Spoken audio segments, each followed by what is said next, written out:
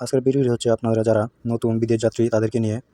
আপনারা যারা নতুন বিদেশ যাত্রী বিদেশ যাচ্ছেন, তারা বিমানের টিকিট হাতে পাওয়ার পর তাদের মনে অনেক প্রশ্ন থেকে থাকে যে আমি কয়টার আগে বা পূর্বে এয়ারপোর্টে থাকতে হবে এবং এয়ারপোর্টের ভিতরে কী কী কার্যক্রম রয়েছে, কীভাবে কী করতে হবে, এই ধরনের অনেক প্রশ্ন থাকে অনেকের মনেই। তো আজকের ভিডিওটি তাদেরকে নিয়ে। তো ভিডিওটি শুরু থেকে শেষ পর্যন্ত দেখতে থাকুন।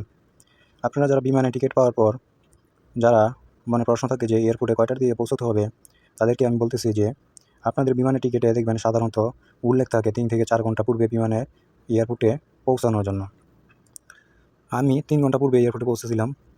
তো আপনাদেরকে আমি সাজেস্ট করব যে আপনারা 3 ঘন্টা পূর্বে এয়ারপোর্টে পৌঁছানোর জন্য। কেননা আপনাদের মতো এমন শত শত যাত্রী রয়েছে ভিতরে যাওয়ার পর অনেকগুলো কার্যক্রম আপনার ধাপে ধাপে শেষ করতে হয়। তাই এই সময়টুকু 3 ঘন্টা সময় বা তার থেকে কিছু কম সময় লেগে যায় সম্পূর্ণ কার্যক্রম শেষ করতে।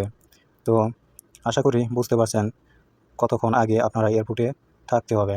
আর আপনারা যারা দূর থেকে এয়ারপোর্টের উদ্দেশ্যে যাত্রা করবেন, এয়ারপোর্টে আসবেন, তাদেরকে আমি বলব আপনারা পর্যাপ্ত সময় হাতে নিয়ে আপনারা এয়ারপোর্টের উদ্দেশ্যে বাড়ি থেকে বের হবেন। কেননা রাস্তাঘাটে অনেক ঝামেলা থাকতে পারে, দুর্ঘটনার কথা বলা যায় না।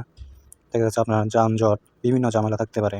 আপনি যদি কোনো ঝামেলায় পড়েন, সেই ঝামেলা আপনার মেনটেন করে আপনার পর্যাপ্ত সময় হাতে রেখে যেন আপনি এয়ারপোর্টে থাকতে পারেন, তাই আপনারা পর্যাপ্ত পরিমাণ সময় হাতে রেখে বাড়ি থেকে বের হবেন, যারা দূর থেকে এয়ারপোর্টে আসবেন তাদের জন্য। তাহলে আপনারা এখন অনেকের মনে প্রশ্ন থাকে এয়ারপোর্টের ভিতরে কী কী করতে হয়। তো চলুন আমরা জেনে নেই এয়ারপোর্টের ভিতরে যাওয়ার পর আপনারা কী কী করবেন, কিভাবে কী করতে হয়। আপনারা এয়ারপোর্টের ভিতরে প্রবেশ করার পূর্বেই প্রথম যে স্টেপটি রয়েছে, আপনার যে সাথে যে মালামালগুলো রয়েছে সেইগুলো আপনার চেক দিতে হবে। চেক দিয়ে তারপরে আপনার ভিতরে যেতে হবে। চেক দিয়ে আপনি ভিতরে একটা ট্রলিতে এই মালগুলো নিয়ে আপনি ভিতরে চলে যাবেন। ভিতরে যাবার পর আপনার যে এয়ারলাইন্সে আপনার ফ্লাইটটি হবে, সেই এয়ারলাইন্সের সিরিয়ালে দাঁড়িয়ে যাবেন। আপনি কীভাবে বুঝবেন আপনার কোন এয়ারলাইন্সের ফ্লাইট, কোন বিমানের ফ্লাইট হবে? এটা বোঝার জন্য আপনার বিমানের টিকিটটি হাতে নেবেন।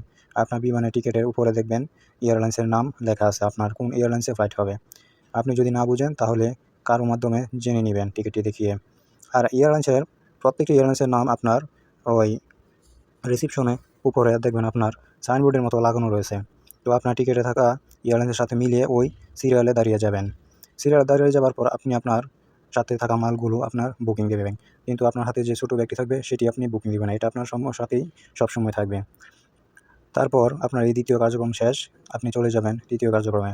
তৃতীয় কার্যক্রমে হচ্ছে আপনার ইমিগ্রেশনের সিরিয়ালে দাঁড়িয়ে যাবেন।